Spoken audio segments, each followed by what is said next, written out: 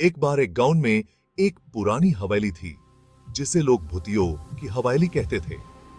हवेली के अंदर आज भी किसी ने कदम नहीं रखा था।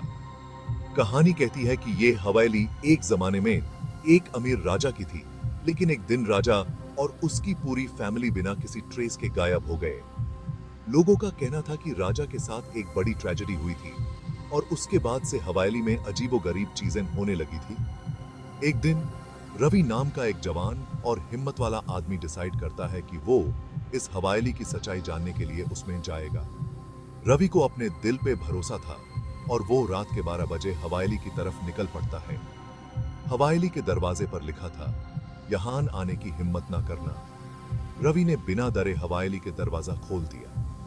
अंदर एंटर करते ही उसको एक पुरानी छतरी और देखी हुई फर्नीचर मिली। हवेली में कुछ अजीब सी खुशबू थी, जैसे पुराने दिनों की यादें हवा में घुल गई हो। जब रवि ने हवेली के अंदर और घूमना शुरू किया तो यूज कुछ स्ट्रेंज साउंड सुनाई देने लगे, जैसे किसी ने उसके पीछे से बुलाने की कोशिश की हो। रवि ने अपनी टॉर्च को इधर उधर घुमाया और देखा एक पुरानी पोर्ट्रेट दीवार पर लटकी हुई थी। पोर्ट्रेट में एक राजा और उसकी रानी का चेहरा था।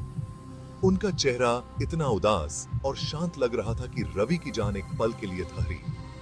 रवि हवेली के एक कमरे में एंटर हुआ जो पुरानी किताबियों और कॉबवेब से भर गया था।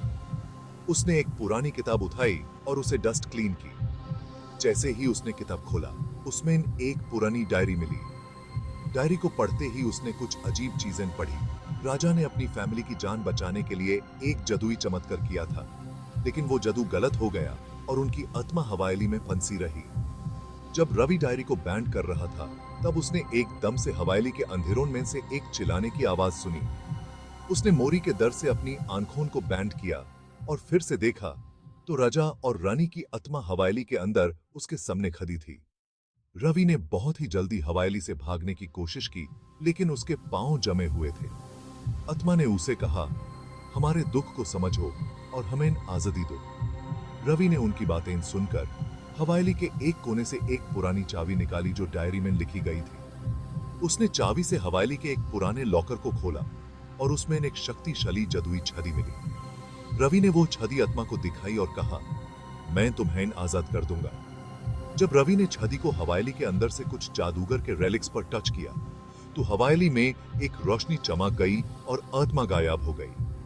हवेली एकदम शांत हो गई और रवि ने वहां से निकलकर गांव वापस आ गया। आज भी लोग उस हवेली की कहानी सुनते हैं और रवि का नाम एक हीरो के रूप में याद किया जाता है, जिसने भूतियों की हवेली को उनकी आजादी दिलाई। वो किसी गिस्से की ही